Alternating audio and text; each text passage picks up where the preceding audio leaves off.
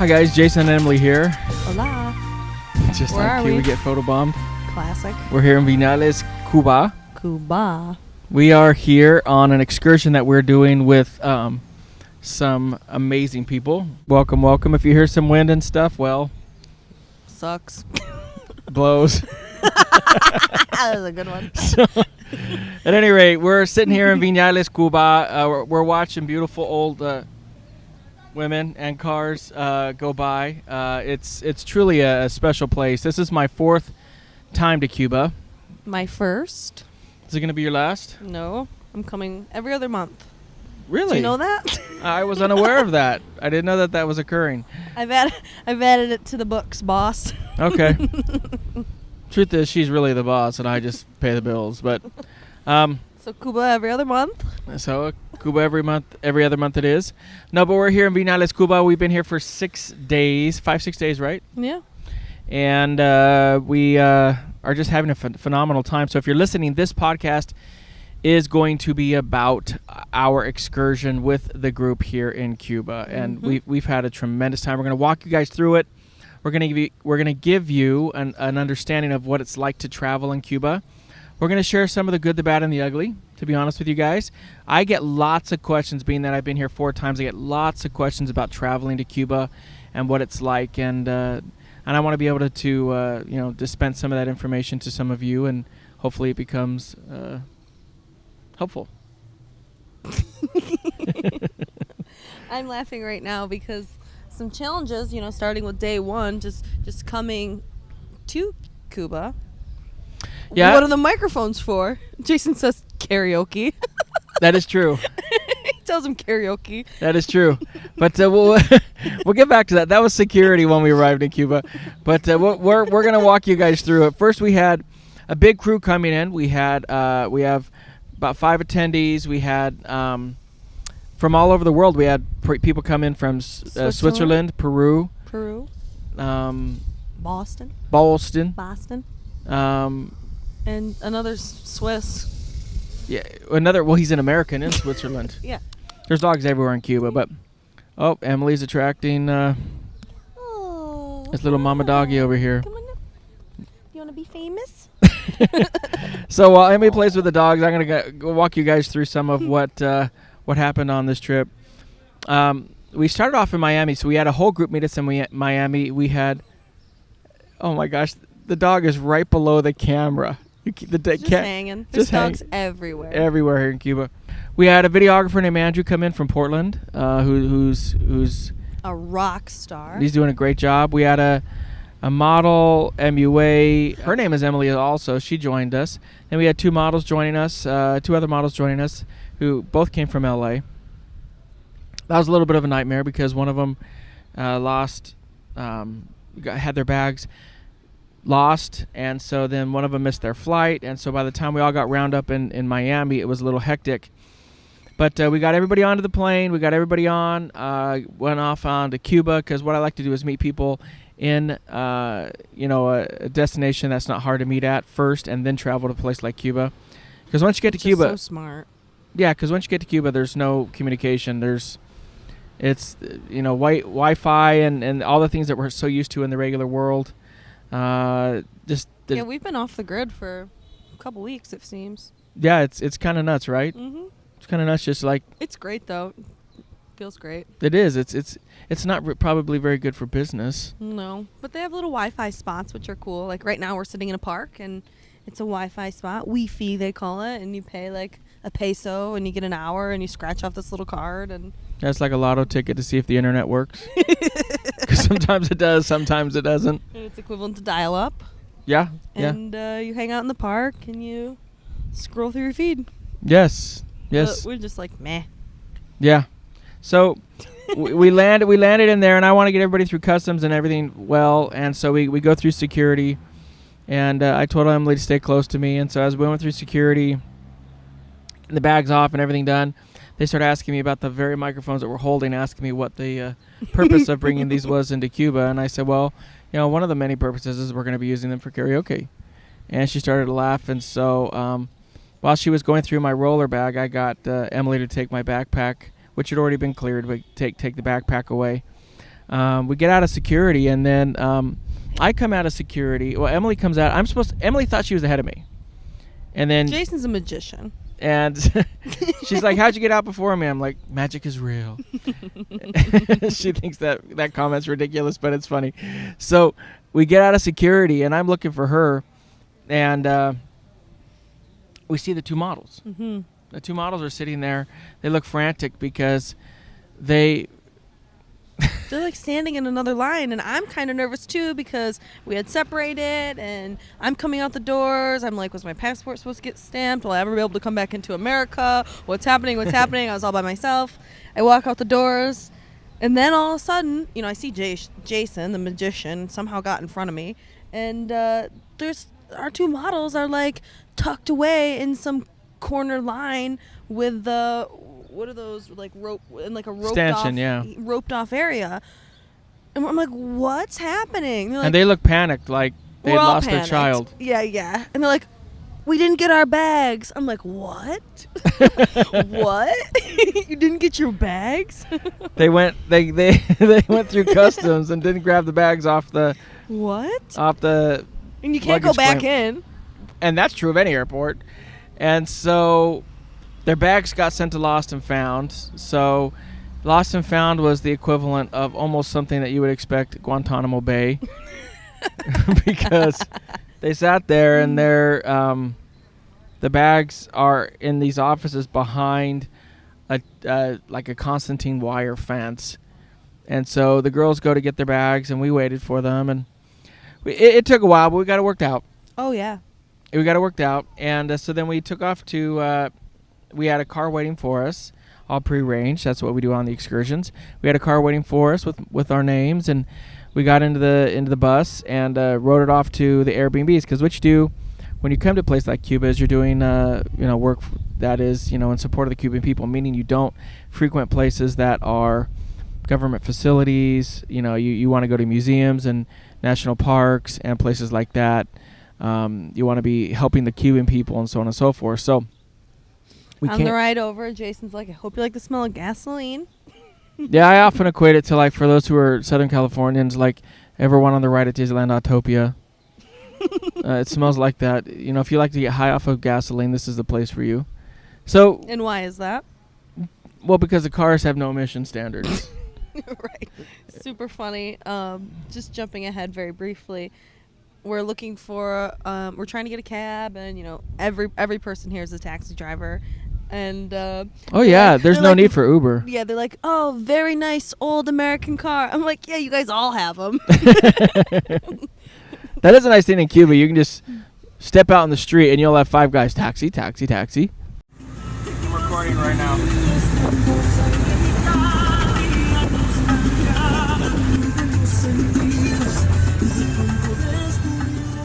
You just get in with strangers, and it's okay, and they know the streets so well, or they just like pull over if they don't know. They ask someone for directions. That's the other funny thing is they'll pull over, they'll say hi to their friends on their taxi ride. So okay, back to the cab ride over to the hostel or Airbnb when we first started. The guy who picked us up from the airport, we're driving about 20 minutes. All of a sudden we get to an area, he pulls over. We're like, what's going on? What's going on? And he says that he's just waiting for his brother, and someone like drops him off a package. and then we keep driving. Jason's like, this is Cuba. Yeah, TIC, this is Cuba. And so tick. So everywhere we go, it's tick now, because we're just driving, and he just stops off, and his friend like drops him off some, like some Cuban sandwiches or something. Yeah, we're like, what? It's super funny. Every time we took a cab ride, someone pulled over for some sort of personal reason, whether that be to sell a house, to find Wi-Fi and text their girlfriend, to get a package from their friend. It was absolutely hilarious. We're like, oh, we don't need to be anywhere. Yeah. They just pull over. Yeah, we're good. So that was the first night. Second day, what do we do? We get back to the group Airbnb. We go over there. Oh, breakfast. Oh, yeah. That was a fun experience for me. Yeah, again, my 4th time, her first, and so I told her breakfast is fun in Cuba because they come in and serve you, so I'll have her describe what she felt. Yeah. So first they ask what time you want to eat, and then they come in, and they just help themselves, and they cook you an awesome meal right in the kitchen. And we had rice, and we asked for eggs. They said they didn't have eggs. They said they had no eggs, and I asked him if the only person in Cuba who had eggs was Fidel Castro, to which they laughed, but they kind of let shh. Now, for those watching, yes, I'm well aware that Fidel Castro has since passed, and so. But we got eggs somehow. Somehow we got eggs. And there was a little dish of fruit. It was like papaya and pineapple and bananas. It's really lovely. Delicious. A little smoothie, some coffee. And they're very punctual. They'll come in right on time and tell you this is when you're going to eat, and it's very nice. With warm milk. I really loved it. It was she digs the coffee. So sweet. So day 2, after we were blinded by Pierre, we did some street photography. Yeah, we did street photography, and that was a blast. That's always part of the thrill for me doing this is I love going out, and because, again, I've been here so many times, I love going out and seeing everybody else's reaction. I love seeing Emily and the attendees' reaction to a place like this for the first time, because it's such a orgasmic sensory experience for a photographer to be here and to see all of this. It's truly amazing. It's beautiful. Like buildings, it's like a giant urban exploration. Yeah. Trip. Yeah, it's literally a place that's kind of stopped in time, and it's just wild to see. You'll see some newer cars, meaning the 80s, but outside of that, it's just nuts to see what a difference it is over here. What a difference it is, and the colors and everything else. And so, all the pastels. Yep. So one thing that we did is we went and we saw a man who was selling shoes. Mm-hmm. And a big thing for me is if I'm going to stop and take pictures of somebody and do anything that remotely resembles a portrait shoot, I'm going to ask their permission. And so we did that and started taking his picture. Got some great shots there. Emily's running around, and we found this Rastafarian guy. And I'll tell you what, if there's one thing that Emily adds to the team, it's her ability to distract people for me in a good way, because I'm like over here, look at me. There's this old Rastafarian Cuban dude, hammered, huge dreads. Like it was dangerous if he stood up. Yes. He was gonna fall over. And there's a point and we recorded all this, but there's a point in the video where I tell them, hey, can you sit down for me? I was really afraid he was gonna fall over. Mm-hmm. He had a water bottle full of rum.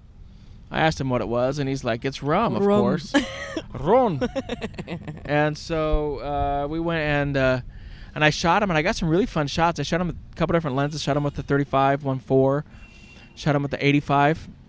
But the lens that stole the show on this particular shoot was the 100mm STF G Master by Sony. It's because I shot it, I opened it up and shot it in macro mode as well as in portrait mode. But in macro mode, it really took some tremendous shots. And the beautiful thing of it was Emily starts singing Bob Marley with this guy.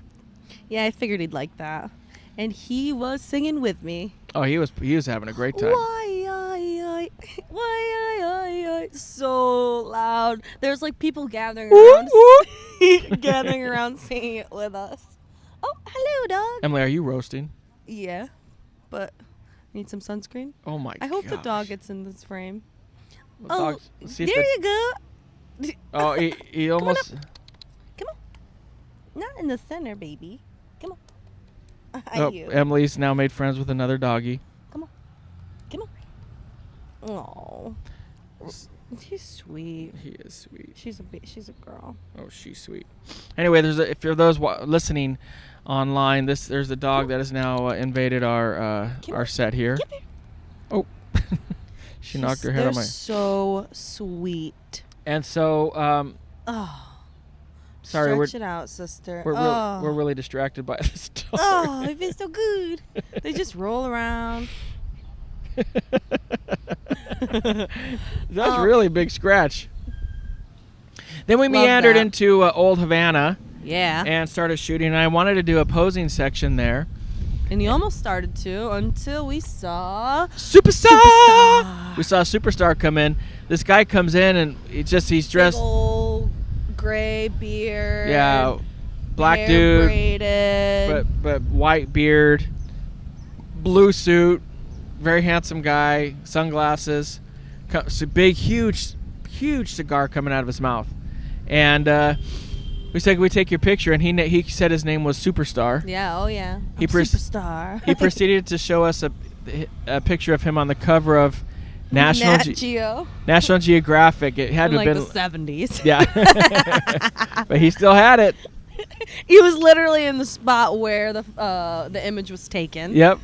That's his area. That magazine was so old, but he had it tucked away and was showing everyone. Oh yeah. So we did a portrait session with him. He asked me, he's like, "Do you like Cuba?" I'm like, "Oh yeah." "Do you like the Cuban people?" "Oh yeah." It was fun. After that, we went down to the Malecon, down by the beach, which is one of the most, they call the Malecon the world's biggest couch, because it's just this huge stretch of wall that borders the ocean, and it's not a beachy area, so there's nobody out on the beach because it's just rocks and the waves hitting, and it's just a beautiful area. But we took the group down there, and I did a long posing session with them to really kind of teach them how to pose and what to do with models and such. We went down to Havana Vieja later, and as we're walking the streets, I don't know what about me says drug dealer. Jason's like, "Oh, let's eat at this place." I'm like, "Nah, I want to chat." Well, we got to chat. Oh, did we chat ever? We run into this guy, and he's like, hey, come here. You like cannabis? Cannabis, you know? He's like, "Oh, in Cuba, it's fine. You smoke, no problem. No problem. Cannabis, no problem." We're like, "Really?" He goes, "Yes, but if you want some, shh, come over here. Come over here." We're like, okay, so it's not no problem. Right. But, I mean, speaking of which, we've been offered cocaine a couple times. I know. Hey, we didn't even the talk hat about, and the rings. We didn't even talk about the other stuff we did on that first day, where we went to the middle and we were throwing the popcorn and the fake and the ice cream. Yeah, I got a really good and shot, you got guys. a sweet I shot. got a good shot. She got a great shot with the 12 to 24. Tell them about the Capitol building. Yeah, so I got to photograph the Capitol building, and I went right into the road, and I was kind of in between this median, and it was an area for cars to turn around, like make a left to the other side of the median. And it worked in my favor that the turnaround was directly in front of the Capitol.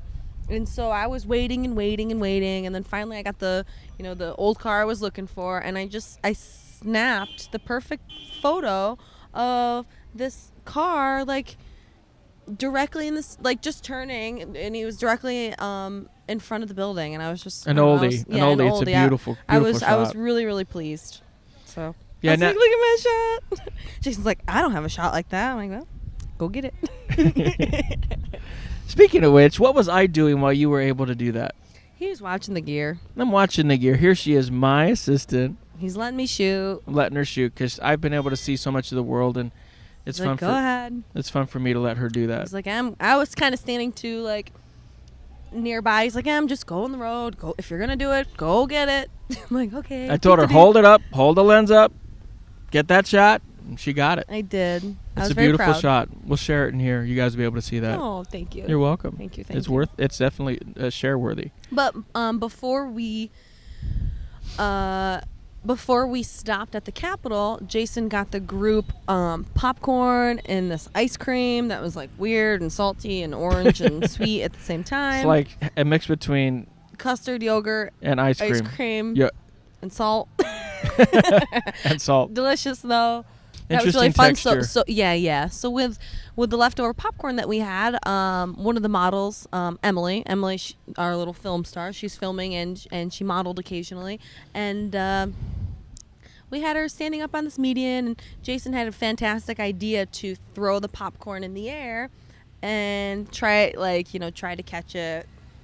It was just really, really awesome. So, we got some worked on sweet that. shots. The attendees got some really cool shots. You Timing got some awesome shots with all the cool cars, and we'd see like a really cool car come by, and I'd be like, again, and he'd go around again for us, and it was sweet. That was fun. I shot that with the A9, And I've been actually, one thing that surprised Emily is I brought out some exotic lenses she hadn't seen before. I know. I'm like, what are these? Brought out the 135 A mount, Sony Zeiss 1.8. Brought out the beer can. Brought out a Russian lens. Yeah, a Helios lens. What's this, Jason? Yeah, I've never seen this. I've been shooting with some different stuff that she and the group have been able to see. So from there we went and we're back to the drug dealer. Oh, yeah. Drug dealer. So now we're trying to have dinner, and Jason says, let's go to this place. Oh, and everybody is standing outside showing you their menu. They're like, literally their job is to persuade you to come into their restaurant. Oh, and even if they don't have a menu, this guy took us 3 blocks to telling us, hey, this is where the Rolling Stones and Obama ate. But apparently Obama didn't eat there after he told us. So nonetheless, he's telling us how much he loves Americans and America. And he's like, look. And he pulls up his arm and shows us a tattoo on his arm. It says, I love Europe. We're like, that says Europe, dude. We're American. He's like, yeah, I love America. I don't know. So this guy tells us how much he loves America. Grab his arm. Let's see. He goes, says, I love America. And then we say, I love Europe. He sat us down for dinner. He brought us right to the back. He's been good to us. Yeah. We love Cuba. And now he's eating. I love you, United States. We love you too. And he said, if you give me $30 for marijuana, I'll be able to go get an I Love America tattoo. And we're like, no. You're not doing that. Then he started thinking, because my familia. He started asking me if I was part of the mafia. Oh yeah. The way I was dressed, and Then he said, "Hey, look, please take me to America. I can sell drugs for you. I can make you lots of money." I'm like, no, dude. He proceeded to come to the restaurant with us and sit down. He sat us. He brought us to the top, and it's so funny too. All the restaurants, especially if they're on like a balcony, you typically walk. It's like you're walking through a house. You walk through the kitchen. Very narrow stairs. Yeah, super narrow stairs. You walk through the kitchen, and then finally you're like seated. Yeah, it's pretty wild. And so he drags us through the kitchen. He drags us through. Okay, now we're at we're at the dining room of the restaurant, and he seats us. Best seats. He acts like he owned the place. Yeah, he sat us right at the edge. He's just someone like on the street, and he's just like just dragging us along and brings us up, seats us. He wanted a mojito out of it. Then he starts screaming, F Trump. Yeah. He was out of control. Hola, I love you, Obama. And now he's eating. Cuba. Yeah, he was out of He's like, control. oh, he loves Obama. Yes. But he loves Europe, and he's never been to Europe too. Yeah, no doubt. We got him a drink. I mean, mojitos are free with every meal, so. Stayed pretty much the entire dinner. Oh, and Emily's favorite food, by the way, over here is old clothes. Ropa vieja. Yep. She loves her some ropa vieja. Arroz. Arroz con huevo. Sí. Emily's learning a little bit of Spanish while she's over here. I'm working on rolling my R's. So arroz con huevos. So that night ended. That was a huge rainstorm that hit that night too. Oh, and he tried to convince. Yeah, it was. He tried to convince Jason to give him his leather jacket. Yeah, you'll see that. I'm sitting there, and he just grabs my jacket, and he goes, "Hey, give it to me."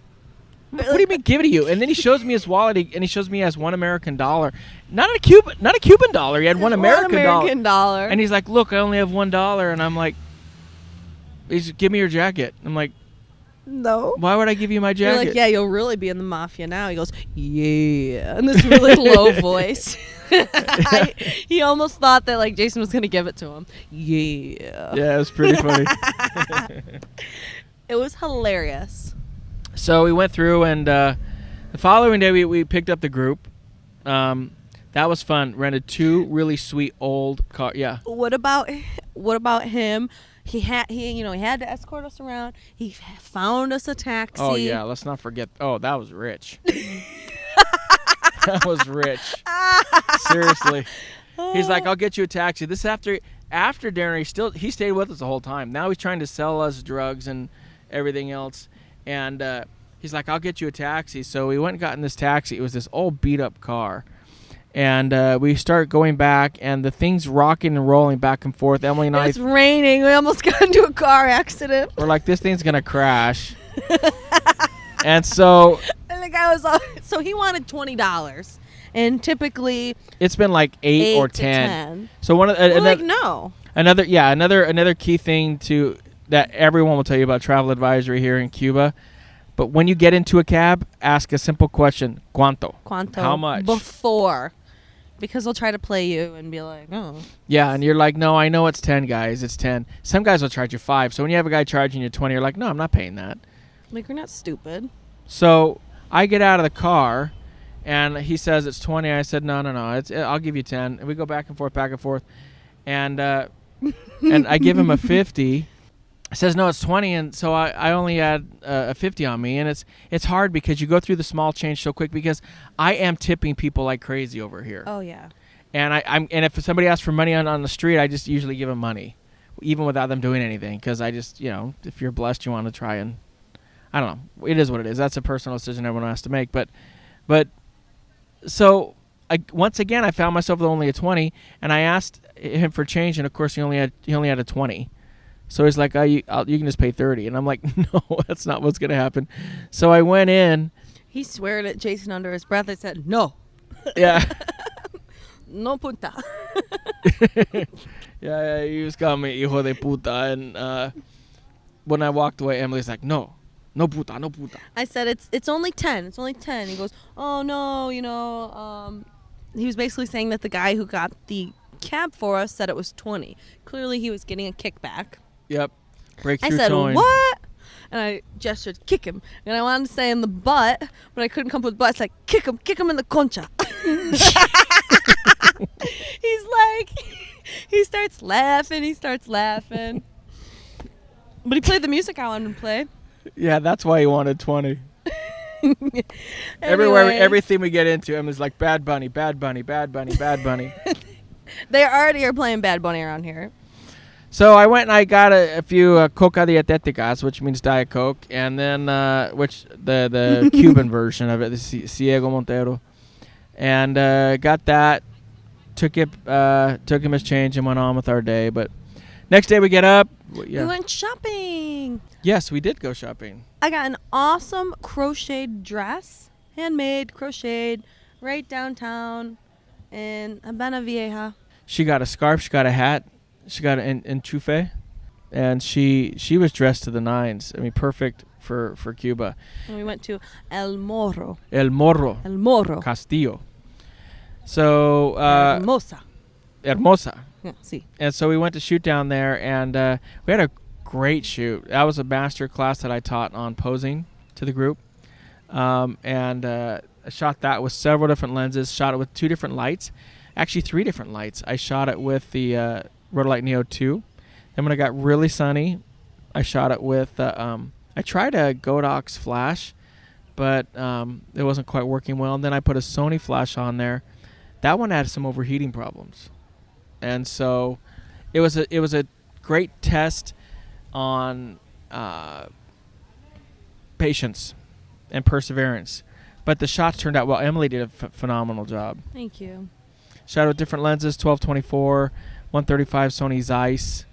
God, we just that shoot was just incredible. And the other thing that we did with the other 2 models while we were there is, one thing posing. I've been doing at the workshops is I've been having Emily teach more and more, and so going off of what I've taught her, and so she was able to do.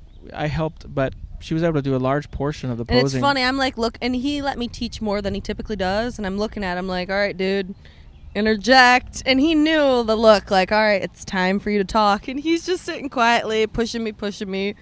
I'm like, okay, here we go. But it was cool. So yeah, so she did a posing session. We did a posing session, and that was fun because we got both girls together, and we the 2 other models that we had, and I taught on how to pose a couple together as well. Mm-hmm. And then after that, Emily and I about composition, posing, Yep. individually and couples. Then we did that shoot, and then after the shoot, we caught a really pretty sunset. Yeah, I had the whole another group. killer shot. Yep. Very proud of. Yep, Emily's been getting some killer shots while I've been working. Yeah. Must be nice. Yeah, pretty much. Let's just call it what it is. He's even let me play with the R3. I'm like, hey, now. I know. You're nice. I am It's nice. typically the 7.3 I get to play with it. I'm like, yeah. Yeah, no, she always R3? she says that What? to me, but I let her take the A9 to her house and play with it. I know. A9's more than the R3. I know. But the R3's yours. A9 is too. I know. I thought you were going to say they're all mine. They all are mine. Then And- what did we do? Well, yesterday we came Probably to ate Vinales. We rice. came here. So we all load up into a Ford F-350. Well, yeah, this is a guy, too. Before that, he pulled over to sell a house. Jason's like, dude, can you, like, get us to where we need to go? The guy's trying to rush us.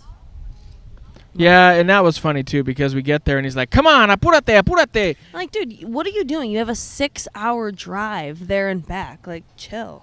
Though the funniest thing was, I told him, I said, hey, hold on.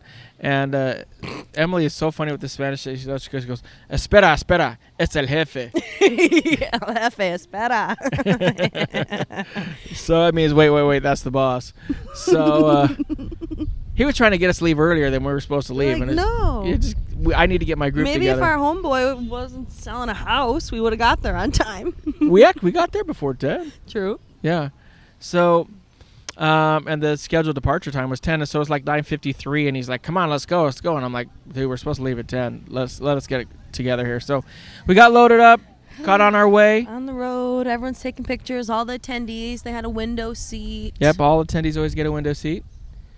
And we're driving It was a really, down. really pretty drive.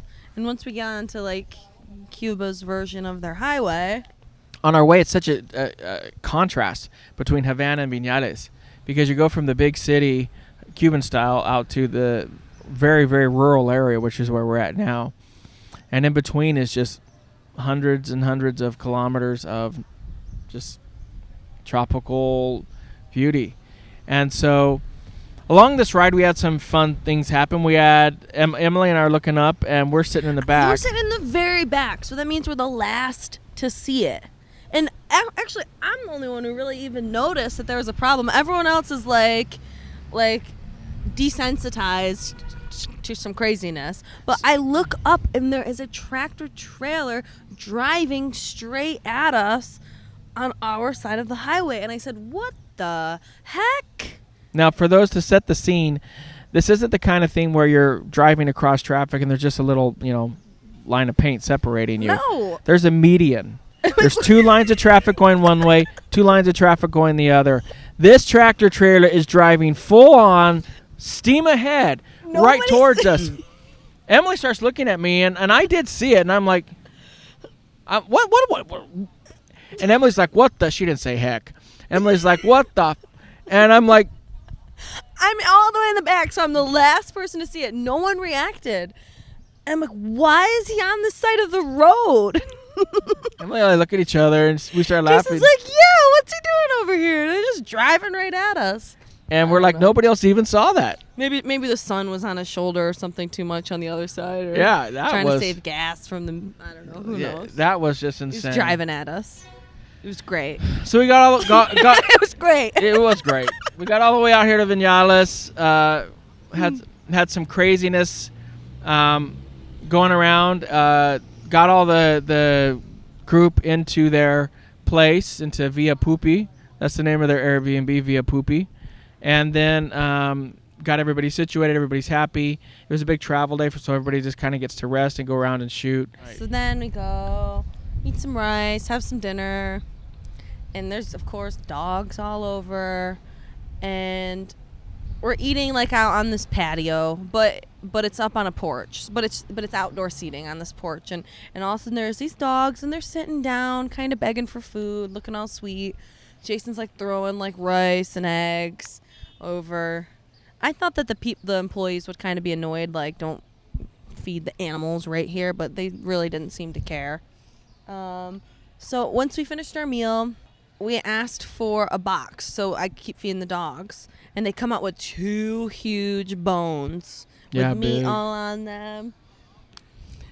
I whipped one bone right into the street. Hey, There was no cars coming. There's no cars coming. We're sitting there watching this happen, and Emily's hucking bones into the street. And I'm No like, cars, I'm it was like, why safe. don't you just drop it on the sidewalk? No. You watch this.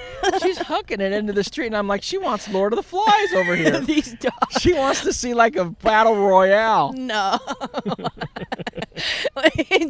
We had one dog, and Jason gave him some rice, and then there were 7 dogs. That's true. 7. I'm like, look what you did.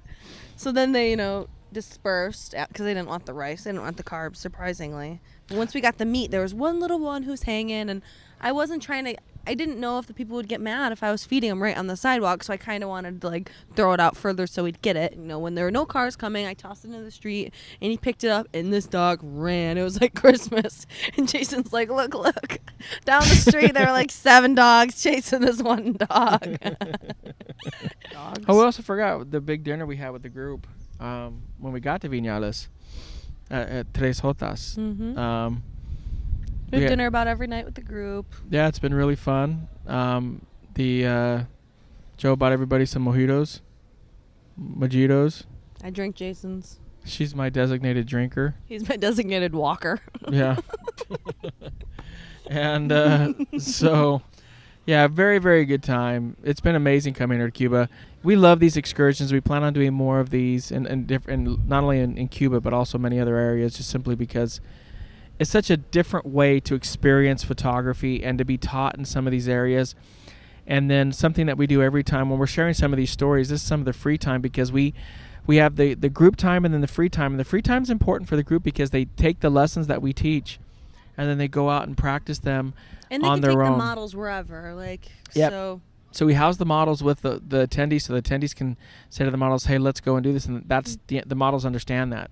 So to have models ready to go out and shoot at a place like this. 1 week, 24/7. It's pretty cool. It is very cool. So it's been a remarkable experience, and I can't thank you enough for joining me on it. Thank you. It's been my favorite trip yet. Yeah, it's been a lot of favorite fun. trip thus far. It's been a lot of fun. So we love you guys. That time where we get to go do a fun excursion. Yeah, we're about to go horseback riding with the group. Mm-hmm. So we got to get a little bit of food before that, but don't forget to subscribe on Spreaker, on Spotify, iTunes. Sorry we didn't answer any Ask Me questions or YouTube comments. Yeah. They've been off the grid for a little bit. Yeah, no access to that stuff. But we love you guys. Mm-hmm. We're very grateful for you. And we thank you for following us here on this podcast and on the videocast. We really do. Yeah. So until next time, keep shooting. Never give up on your dreams. Find a regular that works for you, my friends. And remember, You only have one chance to get it right. we'll talk to you guys later. Bye. Bye.